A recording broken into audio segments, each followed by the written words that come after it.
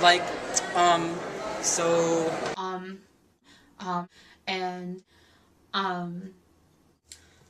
alright.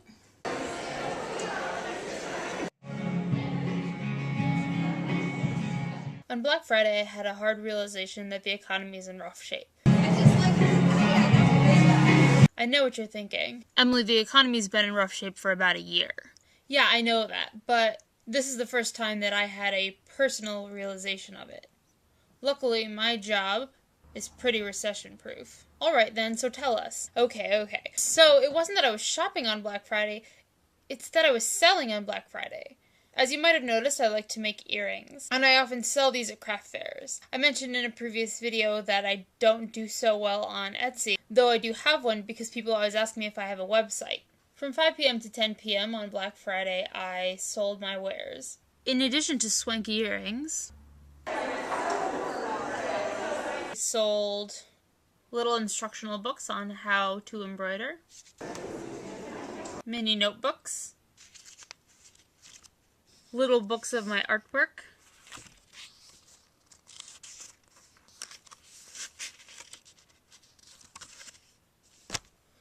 some Beardo books that I made in 2007, and a large amount of banana cookies. I'd like to take a moment and address all the YouTubers out there. I do have my own personal subscriber goal, 100 subscribers. And when that goal is reached, I will handsomely reward all of those subscribers by making a how-to make banana cookies video. And if you don't think that's a handsome reward, you obviously have never had my banana cookies. And all night, when people asked me how I was doing, I would just mutter, "Economic crisis." And they would share with me that nobody was really selling that much this year. Not including the money I put in to buy supplies. I netted about $30. But right now, we're only talking about monetary gain. I had 3 conversations that were rewards in themselves. 1. I complimented a man with a very long color block scarf on his scarf. Said man was also wearing a Doctor Who t-shirt. I shared with him that I would like to watch all of Doctor Who and that I'm just getting into it, but I'm trying to start at the beginning, and I haven't been able to find any more episodes on YouTube after a certain interaction with the Daleks.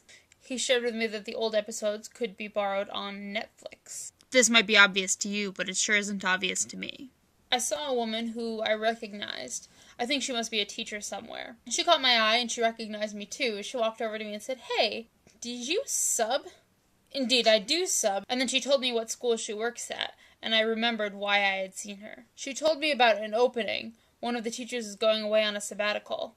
"Surely you must have heard about it," she said. But I hadn't. But now I had. This job tip would be great, except for the fact that last year I applied for a job in the same district, only to get rejected because I would had to go away from my grad school residency.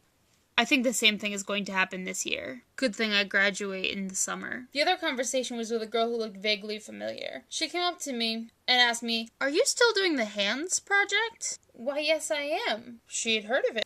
It turns out she writes for All Over Albany and thought that it might be a good thing to feature on there. In the Capital District of New York, the All Over Albany blog is widely respected as a great source of information on local events and happenings. We exchanged information and I gave her the URL for my project. By the way, if you want to learn more about my project, the video was too large to upload to YouTube, but you can watch the documentary over on Vimeo. I've also made a book for the project, and I put that book out as a free PDF. Links to both are in the Doobillydoo. And if all of those rewards weren't enough, I got to see a lot of my friends. Your grandma doesn't have any wrinkles either. 3 different acts played, including the Resties,